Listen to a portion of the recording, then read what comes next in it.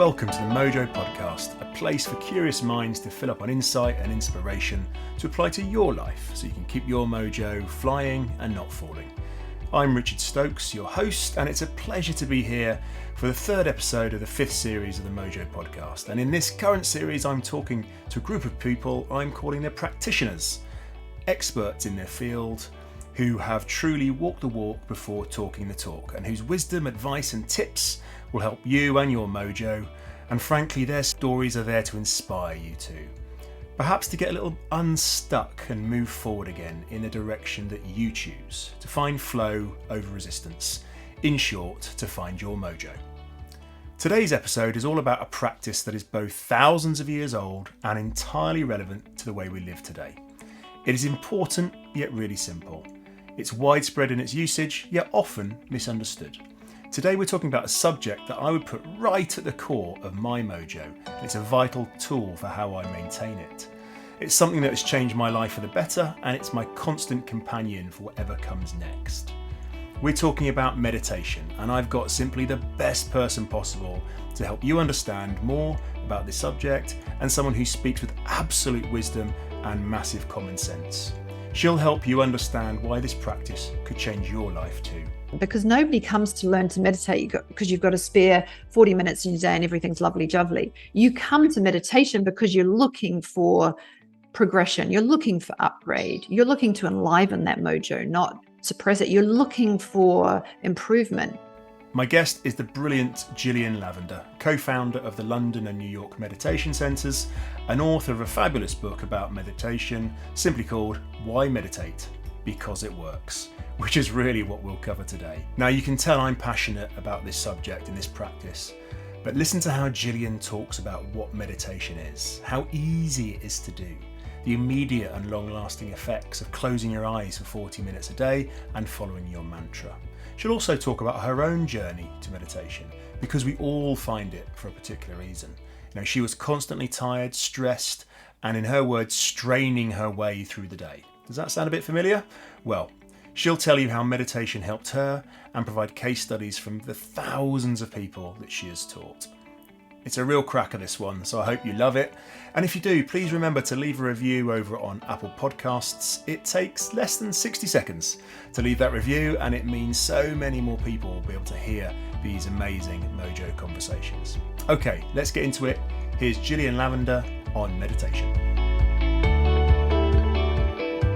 So welcome back to the Mojo podcast, and I'm delighted today to be joined by a very special guest. In fact, when I was putting this series together and I was putting a list of guests together, this person was right at the top of the list. And I haven't told her that yet, but that is the truth. So Jillian Lavender in London, welcome to the Mojo podcast. It's wonderful to see you. Thank you, Richard. It's so good to be here. I'm so looking forward to this. Yeah, it's always, I love our conversations. And the reason why, you were top of the list, we were just talking before, is meditation as a subject, actually as part of my life, is really, really important. And I really wanted to bring this subject into the podcast and this series particularly. So I'm so pleased you could join today. And of course, I always start here. First important question. I want to get a sense of your mojo right now. So on a scale of 1 to 10, 10 being actually super high, how's your mojo today, Jillian? 9. Straight in, 9. Okay, tell me about that.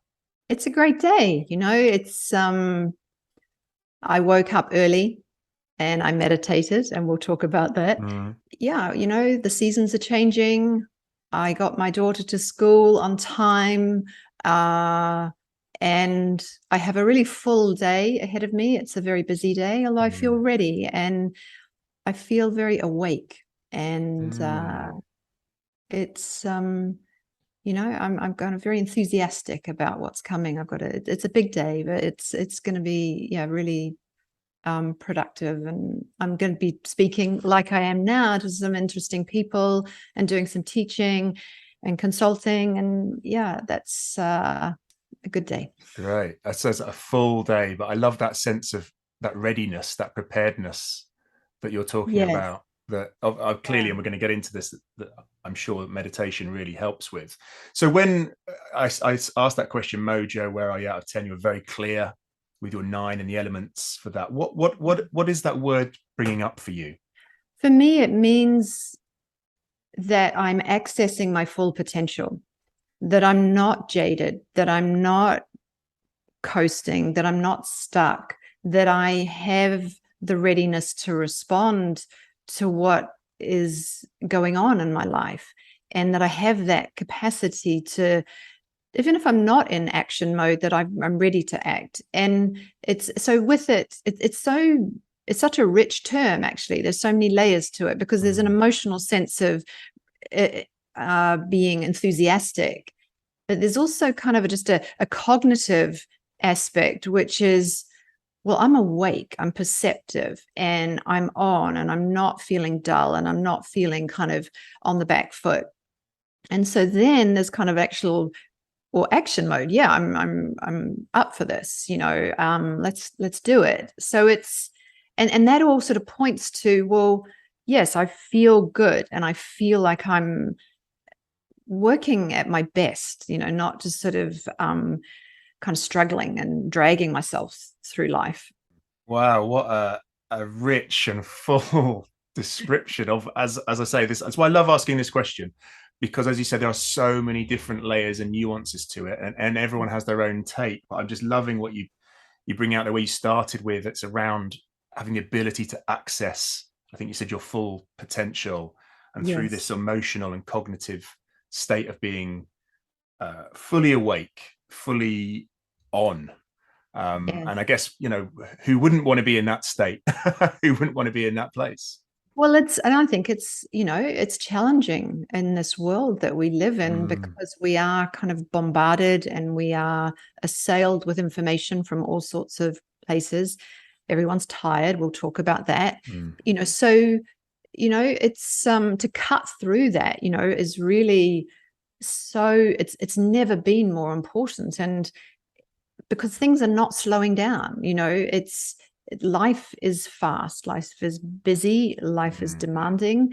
So how we are able to respond to that and meet that is key. And if we don't have that mojo, if we don't have that coming from within, where's it? We don't have it. So yeah, what are the tools? And we're going to talk about how meditation, that, I guess, that segues into how meditation can help with that, enlivening that. And absolutely. And for me, this is another very personal conversation, because we were just reflecting before we press record. I've been meditating every day for 6 years. 6 years this month, actually. Yeah. And I feel proud of that. I feel quite emotional about that, actually. And just as you were saying, it's a tool that has given me access to lots of things, but certainly has deepened my mojo and allowed me to do things. And again, we were reflecting that the change that myself and my wife, we're both meditators, have been through in the last 6 years has been profound and massive and wonderful. From starting a family to moving to a new country to changing careers, and this is just me. But that's my why, why it's so important absolutely. to me. And I'd love to get into, Jillian, just tell us a little bit. We're going to talk a lot about the attributes, the benefits, some of the myths around meditation as well. But can you just give us a sense of what it is you do and your area of meditation? Yes. I am coming up on 20 years as a full-time teacher of Vedic meditation.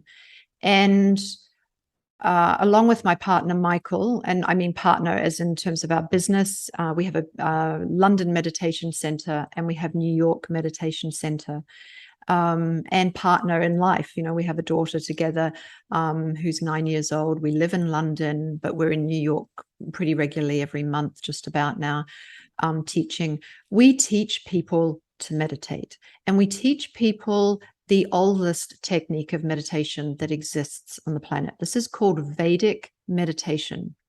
Vedic is a term that people might not be so familiar with. Vedic means of the Veda. And the Veda is a body of knowledge that goes back many, many thousands of years, probably around about 10,000 years. So it predates what we might know as some of the more available Eastern modalities like Buddhism. We go back many, many thousands of years to a body of knowledge that was most effectively preserved in what we now know as modern day India. And from the Veda, we get things like yoga, we get meditation, we get Ayurveda, which is an ancient system of natural health care. And so it's the precursor to all of these things that came later. And really, this meditation that we teach, as I say, the oldest that we have available on the planet today, widely practiced by millions of people, and absolutely relevant for modern busy lives. Because often we might think, and I certainly had this perception when I came to meditation, I thought it was all going to be a bit, brown rice and sandals. And then, you find, well, actually, this is scientifically researched extensively. We know what's happening to your brain. We know what happens to your biochemistry in your body. All of that's been measured. And yet here we are accessing knowledge that is purpose-built for householders. You and I are householders. We're in the world. We have jobs. We have relationships. We're not sitting in a cave in the Himalayas. And there's a different program. There is for the monastic. But often meditation comes kind of tainted with this idea that it's all about removal from life. This particular technique, this branch of the tree that we teach, is purpose-built for busy people. It's purpose-built for people who are doing and achieving and active in the world. It's a different program. And so that's what we do. We teach people from all walks of life.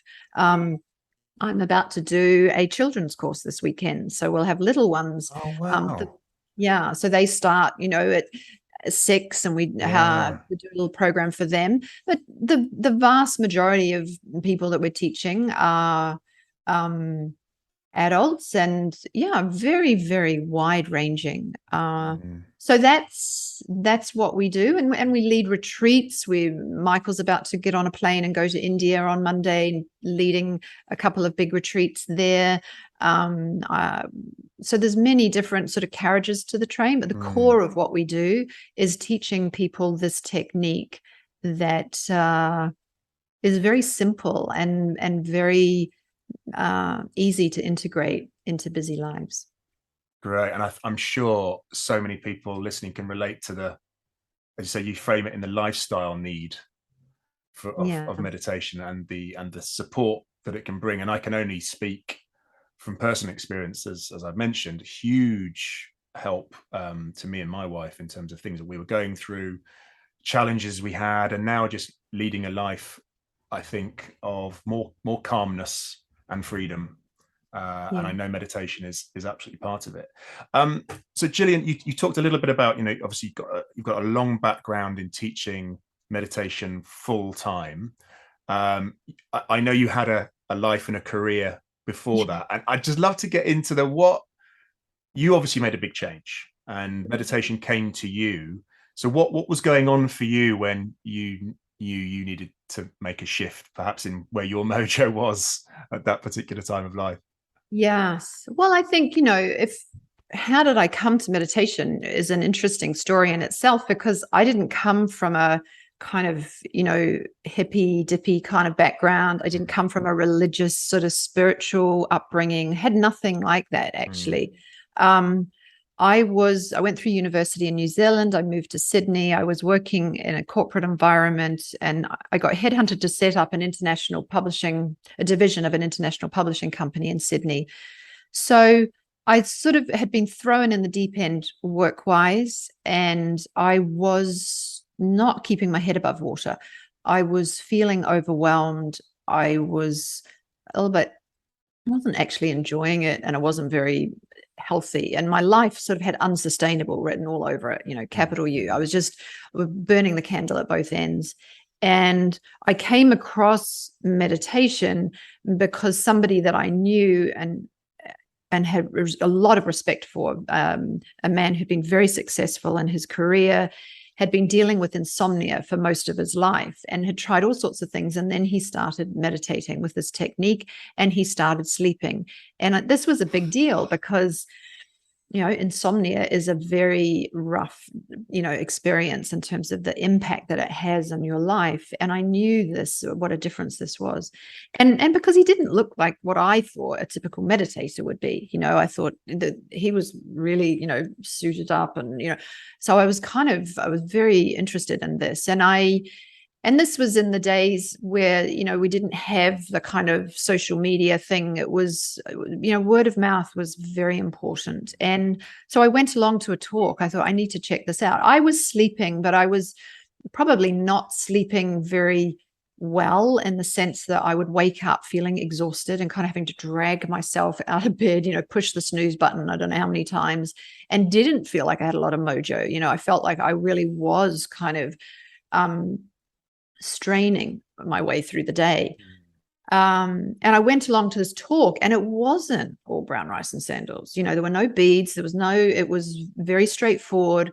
There was a lot of scientific evidence, which was very compelling and reassuring for me in both ways. And it made sense. And there was something at some level that just clicked. It just resonated. And I think in life, when we make those big decisions, when they come from that place of that fine level of feeling, when you trust your gut, you trust your intuition, and you can hear it in the first place, then, you follow that and let's see where it goes. And so I sort of jumped in and learned, and I started to notice changes pretty quickly. I was waking up before my alarm clock. I was working across different time zones. I was flying a lot, and Sydney's a long way from everywhere. So I was dealing with jet lag. I found that the meditation was particularly helpful with jet lag because, I could just sit on the plane and do my meditation. It doesn't look weird. There's nothing, I had this technique that I could take anywhere. It's extremely portable. I was meditating on the tube the other day, easy peasy, So I loved that. I loved that it was mine, that I didn't have to schlep across town to go to some class. I had it, and I always was able to do it. And I could see the changes really quickly. I felt less anxious. That was a biggie. I felt less overwhelmed. I was much more productive. Jeepers. I was like, I had this whole kind of recalibration of my to-do list, and actually the things that I've been putting off, I found myself doing. There were things I started giving to other people. It was just, I was getting stuff done in a very different way. And so I continued meditating. And that's, interesting because in itself, the way we practice the technique, it's you sit down for 20 minutes in the morning before brekkie, typically before the day gets going, you meditate. And then late afternoon, early evening, you sit down, close the eyes. And as I say, it could be on your commute. It could be, anywhere. I was meditating in a bookstore the other day, wherever, it doesn't matter. Close the eyes, and I meditated. And so I was doing it. I was enjoying it. I found it easy to get on with it. And I was noticing these changes, and I just kept doing it. And then I moved to Paris for work, was running a company there, and then London. And then I came to that point that I think we sometimes come to in our lives and our careers, where you kind of, what is this it? Am I on, I could feel that change was coming. I knew that the fulfillment that I was getting wasn't quite saturated enough for me. There were certain elements that I loved. I loved my team and working with people, but there was something else. And so I took some time out and traveled, and that's when I met up with my meditation teacher in America. He'd moved back to the States, and I ended up spending about 15 months in a place called Flagstaff in northern Arizona, one-on-one training to be a teacher of Vedic meditation, which seems like a bit of a jump from running international publishing company. However, it was quite a seamless moment in many ways. I don't remember making a decision. And again, it's like when you just follow that feeling, and I knew that I wanted to do something that actually could make more of a difference in the world. It's like, what's this all about? How can I have a bit more impact here? And I knew that I had this access to this tool, and I could see all these people around me that needed it, and some were interested, not everybody. And so it kind of was a coming together of all of the need and the knowledge that I had, and that sense that this was only going to become more of a need in the world. And I was able to deliver the knowledge in a way that was accessible and not ooby-gooby and not weird. And that's been, the guiding principle of what I do, and it's what I do today, really. Yeah. So I guess that's a kind of a sort of a way into how I came to be doing this. And thank you. And that again, that perspective of the dynamic change that you went through and the decisions that you made. And what I really loved is when you talked about perhaps allowing your gut instinct to lead, because we're very good, obviously, at, we might feel something, but then we get straight up into our heads and we can change our minds, and we get super rational about it or look for evidence. And then we find ourselves either not making a decision or making perhaps not the right decision. But did you get that sense that by committing to the practice, this allowed your gut instinct to lead you more? Certainly. I was being interviewed recently, and the interviewer said, "What's the most important thing you have gained in your life from meditation?" That's an interesting question, because, you can rattle off all sorts of things about, well, I sleep better and, da-di-da, health and all this sort of stuff, which we can talk about. And those are all very important. And yet what I found myself saying to this person was this very point, the thing that I count on as the most important is my ability to trust myself. And the mechanics of that, what aspect of myself am I trusting? I've got a pretty good intellect. However, when it comes to making big decisions, I'm not going to the intellect and the sort of intellectual gymnastics to work out, here's my list of pros and here's my list of cons, and I've got more pros. Okay, now I'll move there, or I'll do this, or I'll, it's what I have gained from meditation is the ability to access and trust something deeper, something that resides at a feeling level, not an intellect level. This is what I call the fine level of feeling. You could call it your intuition. You could call it your sixth sense, your gut feel. There are many names for this.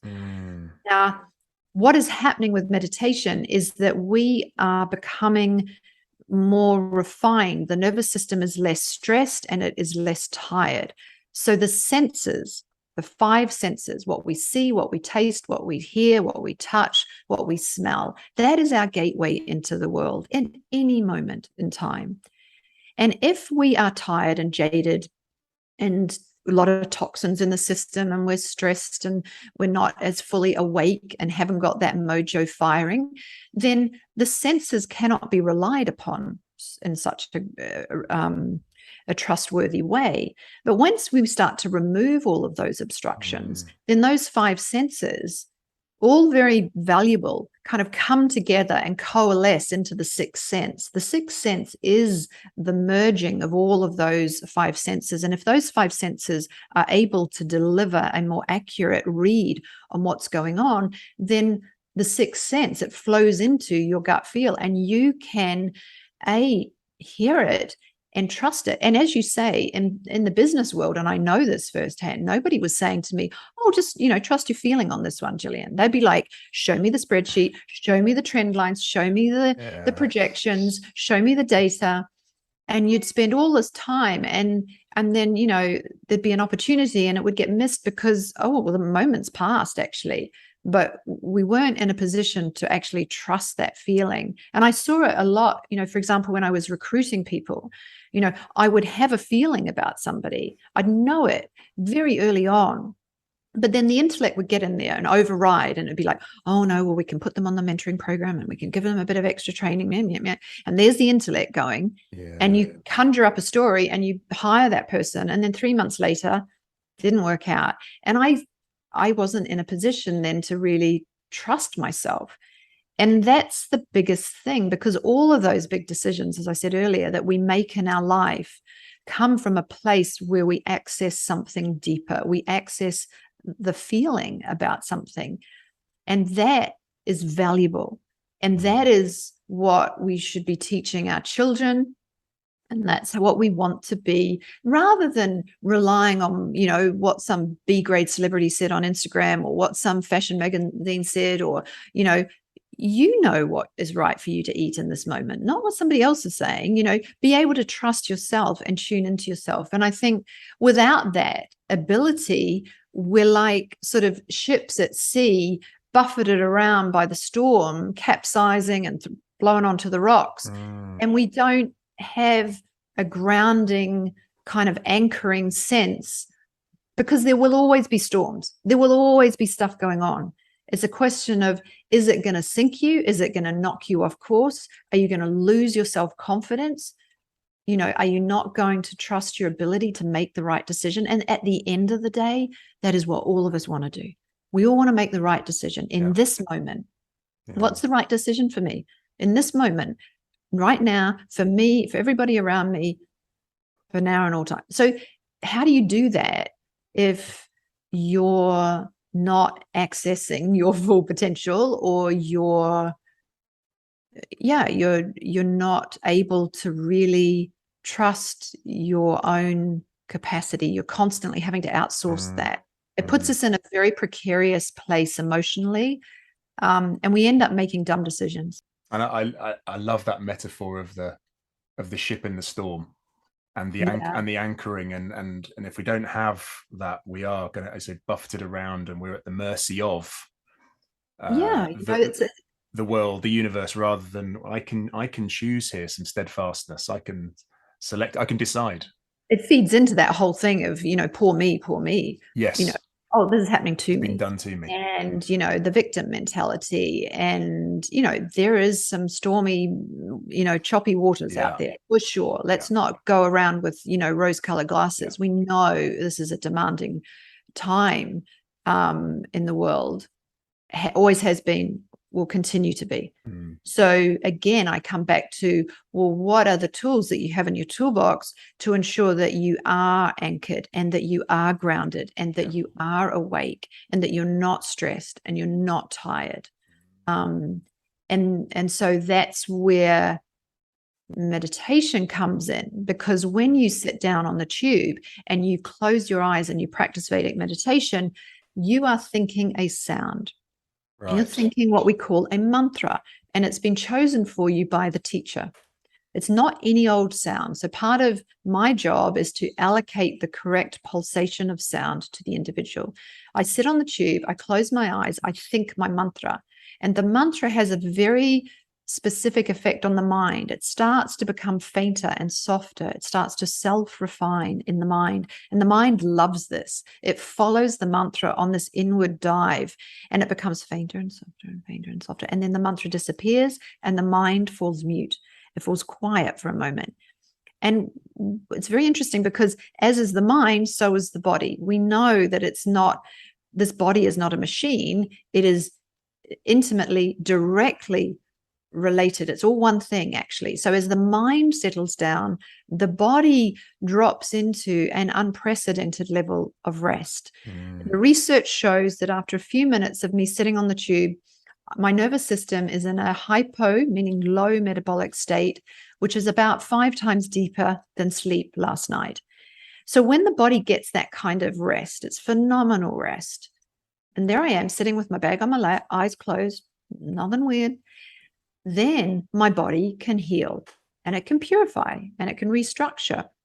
So it throws off stress, and it throws off tiredness. And I come out of that meditation lighter and clearer and more true to who I actually am. Because all those things, all that stress and all that fatigue is not actually who you are at your core. And so this is how it works. It is ridiculously easy when we understand it in these terms.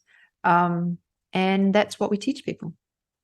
And I remember that particular fact about the level of rest you're getting, comparison to a night's sleep, just absolutely blew my mind. And again, it got a little bit into my head. I went, that can't possibly be true, because surely 8 hours of sleep trumps 20 minutes of meditation. However, I mean, personally, what I found when I started meditating, one of the first things I noticed, and I know this noticing is important, and we will come to this to talk about how the habit of meditation continues. But one of the first things I noticed was I would have regularly, I should say, a 2 p.m. slump, right, at work, post lunch, and I would go into this slump of a fog of unproductiveness. I mean, I would make sure I didn't have any meetings going on. And if someone had put a bed next to my desk at work in the days we went to the office, I would have happily had 40 winks. And that was regularly for me. And I just thought, well, that's just me. Maybe it's just what's going on for me. And as pretty much as soon as I started meditating regularly, that went. Yeah, I have a client who's very similar to you, and that the old you in that sense. Yeah. And he works on a big trading floor, and he would have similar thing mid-afternoon. He's like, and he said he could see it around him. Everyone would be like, get out the Red Bull, and there's another market about to come on, and people propping themselves up with caffeine and sugar. And once he started meditating, he's on this big open plan office. He's like, where am I going to meditate? But he scooted down and he found this church around the corner from the office. And he goes in there about 3:00 and he does his meditation. They think he's a very pious young man, but actually he's just sitting there meditating, and then comes back up to the office. And he said, it's like an injection of, I'm awake. And he said, I see all these people sort of like wilting around me and sort of artificially trying to, inflate the mojo, when he said, I've just got it. I'm so awake and I'm a completely different human. And as a consequence, making different decisions, So yeah, I hear that so much. And it's that tiredness. And we have to understand how costly it is to be tired. Nobody makes their best decisions when they're tired and cranky. We don't. And so what's the cost of that? It's when do accidents happen? When do mistakes happen? When do we say things that we later think, oh God, why did I say that? All that happens, not when we're firing on all cylinders. Yeah, not at my best is what comes to mind. I'm definitely not at my best right now, yet I am making these decisions, saying these things that as you say, I probably come to regret that at a later stage. So Jillian, with this in mind, and you said, and we know millions of people are meditating all around the world, and more and more and more all the time. I suppose a couple of linked questions. What is it that you think prevents people from meditating? And I ask that because I think when you are a meditator, I tell anyone who's interested, this is what I do. I'm evangelical about it. I don't force anybody ever, because that's not a thing.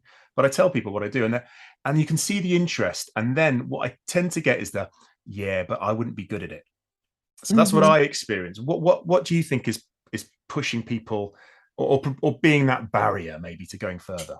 Well, in all things, really, it comes down to knowledge, So I think there are many misconceptions about what meditation is. And so, people will say, oh, running is my meditation. A lady the other day said to me, oh, cooking is my meditation. I get into the zone. I don't think about my bills. I just, that's when I tune off. I switch off. I tune out. So I think it comes down to a lack of knowledge about what meditation is. And for many people, they think that meditation is a process of trying to push all of those pesky thoughts away, those thoughts that are going on in their mind at all times that they feel locked into. A lot of research has been done on how many thoughts the average human being has in a day, and it's in the tens of thousands. Yeah. So one could kind of gulp just at that, how many thoughts people are thinking, too much. What's fascinating for me when you dive deeper into that research is that the vast majority of the thoughts that people are having are the same thoughts they had the day before and the day before. There's this repetition. There's this lack of innovation and creative potential because everybody's locked into the treadmill of these same ever repeating known thoughts. And what this does is it chews up our brain power and our energy and our attention and our awareness and our capacity to focus. So there's this sense for people, well, I want to get rid of these thoughts. They know it's just, they're in the grip maybe of kind of panicky thoughts, maybe just low level hum of anxiety. Maybe they're feeling very flat and down and sad and depressed. Maybe they feel that they are aggressive and cranky and snappy and overreactive. There can be certain flavors associated with them too, which can be quite debilitating. And we know that. We know the effect of that for people. So the sense of, well, I've got to get rid of the thoughts. I've got to focus on something else. I've got to try to stop thinking. And the moment I say to somebody, okay, sit down, close your eyes and don't think. Well, with 100% accuracy, we can predict that that poor person is saying, don't think, or just think about your breathing, or, or someone's guiding you through thinking about the pink loveliness coming up your toes and now it's in your ankles and all, those sparkles and, don't think about anything else. The next thing, what happens is the don't think thought is a thought. Oh no, wait a minute, I mustn't think. And oh no, I didn't send that email. Oh no, back to the don't thinking thing, and a battle is there. And this is a really unsuccessful approach, because the moment you say to somebody, don't think, they will think. So maybe people have tried that and they know how hard that is and they feel like a failure and they think it's them, or they'll think that, it's sort of, I'm going to monitor my thoughts and I'm going to notice my thoughts, and they're like clouds and here they come and oh, there they go, and no, don't judge them, no judgment, and there I am, oh, there's another cloud thought, and all this stuff, which is taking a lot of energy in aid of trying to find some peace, trying to find a break, a respite from all of this. And so when they come along and they learn to meditate correctly and they learn Vedic meditation, they learn actually it's not about effort. It's not about concentration. It's not about contemplation. It's about working with the nature of the mind. And that is easy. When we work with nature, everything flows. When we go against nature, we struggle. So I think partly because of what people have been exposed to and what they've been doing, whether it's maybe some app, some mindfulness practice, some focus and hard until you kind of get there kind of thing, they have this, understandably, this kind of sense of, I won't be able to do this because I won't be able to stop thinking. And when they come along and they learn with us, they learn, oh, I don't have to do anything. I just have to have an intention to think this little sound and it might disappear, and that's okay. When I remember, I'll come back to it. And the whole thing is effortless. And it is a revelation. It's like, oh gosh, because I'm working with the nature of the mind loves to be in this subtle strata of consciousness. It all happens automatically. I don't have to do anything. So that's one thing that I hear. The other thing that I hear is I don't have enough time to meditate. Yeah. And, I always push back on this, because you do have time. It's just, what are you doing with your time? Time is your most valuable resource. You have 30 minutes, 30 minutes goes. What did you do with it? You're not getting it back. So what are we doing with that time? And for a lot of people, these little guys, phones, things of distraction. I see it. I see how it just eats up people's time. And they're addictive. Of course they are. So what are you doing with your time? So if you don't have time to rest, to have a counterbalance to all of that thinking and all of that activity and all of that running around and doing, then like I was in my life, it's unsustainable. It's going to make you sick. It's going to make you unhappy. It's going to lead to dumb decisions. You're not going to be operating with that full potential, that mojo. It's unsustainable. And that is the experience for the vast majority of people. So we live consequently in a highly medicated society. We live in a society that's just laden with dumb decision-making, with political malfeasance, with crime, with tension, with unhappiness in relationships and families, all of this stuff, unhappy children, all of this that we witness. And I think the brilliant thing about the Vedic meditation, and I hear this a lot from our students, and I experienced this, and I talked about this earlier, the return on the investment, the ROI on the 40 minutes Yeah. is you are clearer, you are more energized. Everything that you do post meditation is going to be more efficient. I found, even though I was sitting around with my eyes closed for 20 minutes twice a day, I had more time. I wasn't running around like a headless chook. I actually was quite focused, and I was getting rid of stuff that I'd been obsessing about, and I was letting go of other stuff, and I was putting my attention on things that really mattered. I was getting stuff done in a completely different way. So it is a mistaken idea to think that you don't have time. It needs to be challenged. And if you are running that kind of a narrative, then there's some self-evaluation to do about what are you doing with your time. And then you need to come along and you need to get some clarity and learn to do it properly. And when you were talking there, the word that was coming up for me was trust.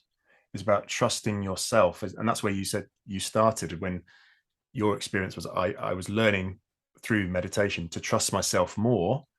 Yeah. And it seems to me that there is this little leap we all need to take when we embrace something new like meditation. Is I'm going to trust myself, and I'm going to trust the process. Yes. This is going to have, as you say, this incredible return on investment for me over time. I talk a lot about meditation. I'll do an introductory talk. I'm about to do one today, and on Zoom. And this is for people who are interested in learning. And I know with 100% accuracy that there'll be somebody on that call who's sitting there having a thought, oh, this sounds great, but she doesn't know my mind. I might be the one. I might be the one who can't do this. Somebody will even be venturous enough and they'll put their hand up and they'll say, have you ever had anybody that this didn't work for? And the thing is, when there are millions of people doing this, what makes you think you're going to be the one that can't do it? And the science about this is unambiguous. The experience of meditators is so overwhelming, that when we are in alignment with how nature works and the nature of the mind and everything, then it's going to be smooth and easy. And I think if somebody has that curiosity and somebody has that little voice inside saying, this resonates on some level, this resonates, I know that I need to do something differently. I know that there's more to the way that I could be living my life than this. Then follow that feeling, do the research, read a book, listen to the podcast, come along to an intro talk, whatever it is, follow your feeling, trust it, because nature is giving you cues every day. Nature's like popping little cues. The question is, are you awake? Can you see them? Are you paying attention? And trust your feeling. It's like a muscle, we have to exercise it. So, I have a feeling about that street. I don't normally walk that way to the tube. Oh, but that's interesting. I wonder what's down there. Follow it. Go a different way, just start to introduce a little bit of practice around this. It's very enlightening and very rewarding once we start to do this. And so once people have started and have begun, and like I've mentioned, you see the impact, I think, in some levels very, very quickly. Other things take a little bit longer. And there was something very smart you said to me when we started. It was, have that question in your head, maybe this is the meditation. Maybe this change I'm seeing is the meditation. And it's just this great way of, as you just said, they're tuning into the change that's going on. I suppose my follow-up question is, we just, life is busy. Everyone's distracted. There are demands on us that some we know are coming, some we don't see coming. So what's your advice to people when they've started their practice and then they start to fall out of practice and they go from the twice a day, oh no, I'm once a day, and then I haven't done it for a couple of weeks. Oh no. What's your advice there? Because I'm sure this comes up. Yes. I mean, sometimes people will say, well, how, because I think people have a concern about their capacity to be disciplined, and they've tried all sorts of things, and people will come to me and they'll say, well, look, I've had 3 different apps and I've done them for relatively short period of time, did this one for 5 days, got sick of it, didn't do that, didn't, got my gym membership in January, kept going until March, and then I fell off the wagon. Yes. Did the dry January thing, and then, I was back on it in February. All of these examples that they have in their life where they haven't been able to stay the course. Even if intellectually they might have been able, they knew that, yeah, this was a good thing to be doing, the discipline wasn't there. I think the interesting thing about Vedic meditation is that it is easy, it is enjoyable, it is easy to fit into busy life, and they notice a change. So you do this, there's cause and there's an effect.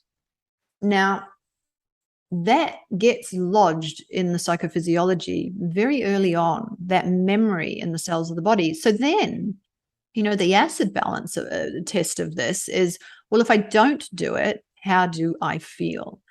And then we start to notice, okay, you remove that, and oh gosh, I'm not sleeping as well. Oh gosh, I'm tending to have a few more drinks than I normally would. Oh, I'm back into these patterns.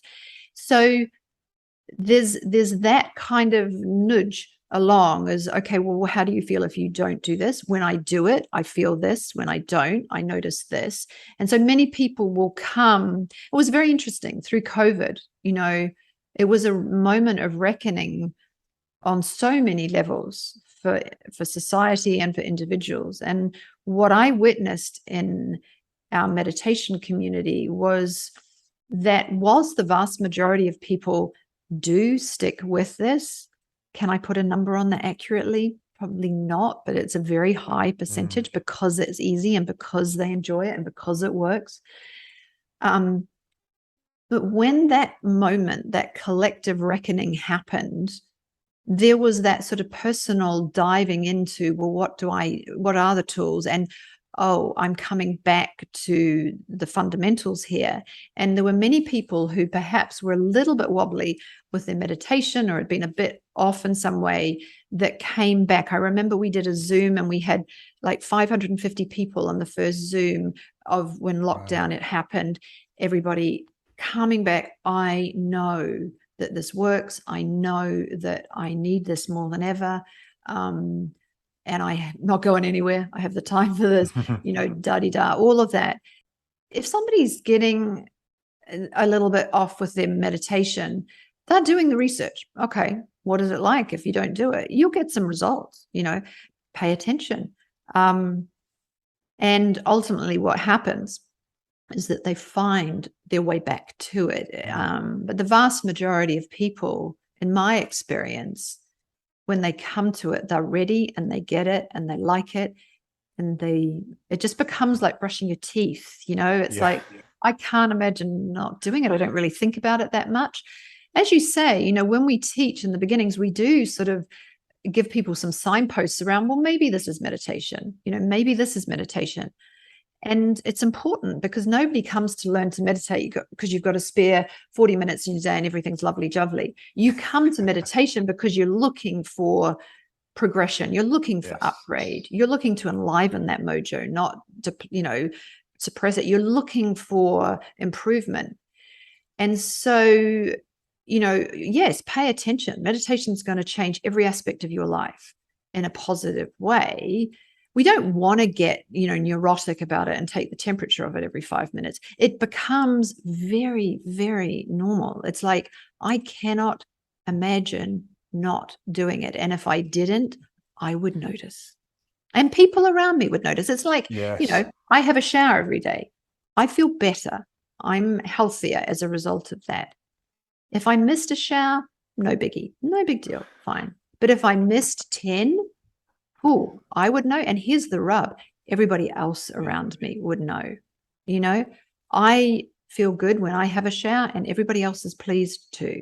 So, and I meditate, I feel good, but I'm meditating for my child. I'm meditating for my partner. I'm meditating for my coworkers.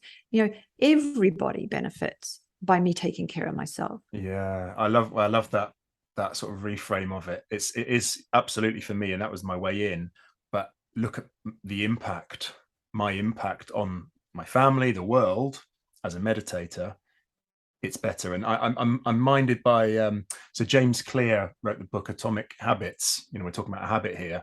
And one of the things he talks about for establishing a habit is how you identify. As I identify as a meditator, therefore I'm much more likely to meditate because that's who I am and that's how I show up. So I see that absolutely, and I know we've stimulated loads of interest and curiosity with this, Jillian. Thank you so much for just everything you brought here today. Just some tips for, and you've mentioned a few, but for clarity, for how people, if they've been stimulated by this, how can they find out more? How can they take that next step that maybe they've been thinking of, that this has now put their mind at rest a little bit? What would your advice be?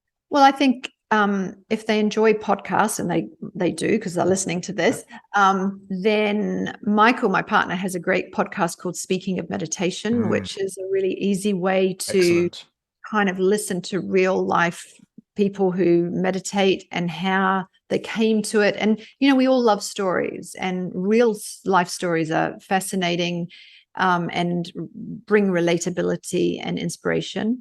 So Speaking of Meditation is good. The second season's about to start. My book, Why Meditate?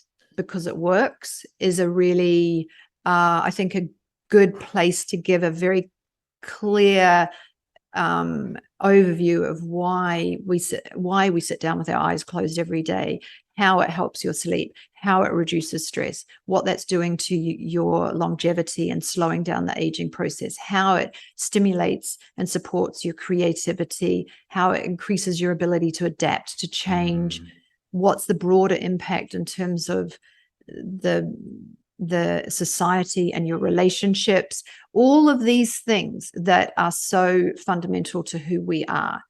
So that's a place. And then jump on one of those intro talks with us. They're on Zoom. You can do it from anywhere. It's an hour. I promise you won't be bored. We'll talk in more depth about what Vedic meditation is, how it works, how we teach it. We learn in person over 4 days, 2 hours each day, really easy. And how that tool can be integrated into your life. And then on that basis, then you can jump in after you've done that intro talk and sign up for a course. So those are some of the ways that I would recommend learning more about it. And are quite accessible. Yeah, and I'm going to put links to, for example, Michael's podcast, to your website, and the book will all go into the show notes. So you'll find all the information there. The book is fabulous. I've been meditating for 6 years. I read it after meditating for 5.5, and it was like that wonderful refresher. I didn't need the reminder, but it just gave me just that. Oh yeah, of course. Oh, and that thing, yeah. And but if you're just interested in the human mind, it's a brilliant read as well. Thank you. I highly recommend that. And Jillian, I want to thank you for coming on. I want to thank you for what you do. I'm not going to overstate here, and I say meditation changed my life, absolutely, for the better, and my wife as well. So this is such an important subject, and thank you for talking with obviously such expertise and wisdom, but such authenticity and passion about it as well, and the clarity as well. I think people are going to really appreciate that you just cut through lots of the what is it that pop up in our overreactive minds. So thank you, Jillian Lavender, for coming on today. Thank you very much, which has been a pleasure. And if it has sparked some interest and some resonance for people, I'm absolutely thrilled. So thank you for that opportunity. Okay, so how do you feel now? Calmer, lighter, interested? Well, if you are, there are loads of resources that you can check out in the show notes. The podcast, Jillian mentioned her own book, of course, and those free discovery sessions. And of course, there's lots of other places to find out more about meditation. But my suggestion is go with someone who really, really knows their stuff, who has the real credibility. This is important, and it's important to get right. There's so much wisdom in this conversation, so thanks again, Jillian, for taking the time to join me. And that's what you consistently get with Jillian and Michael, her partner, and very applicable wisdom at that. So maybe some things to think about. There'll be lots in there for all of you. Some things that really came up for me, I guess, is that real ability to trust yourself, to follow your gut more. I mean, how good would that be? One friend of mine often says, first thought, best thought. Have a little think about that. And consider how meditation could even end up being a competitive advantage for you in whatever your particular field is. You know, as Jillian mentioned, that client of hers who worked on the trading floor and just had more energy in the afternoons. And time, that precious resource. How are you using your time now, and how could you use it better? I guarantee you that this 40 minutes of meditation time a day cannot be better used. And in her book, there's the science to back that up as well. Okay, so thanks for listening and for sharing this episode. And thanks for the support and the amazing feedback on this series so far. I'm having great fun, just 3 episodes in and so much more to come. I'll see you back here in 2 weeks for another brilliant guest for another fabulous Mojo conversation. And until then, I hope your mojo continues to flow.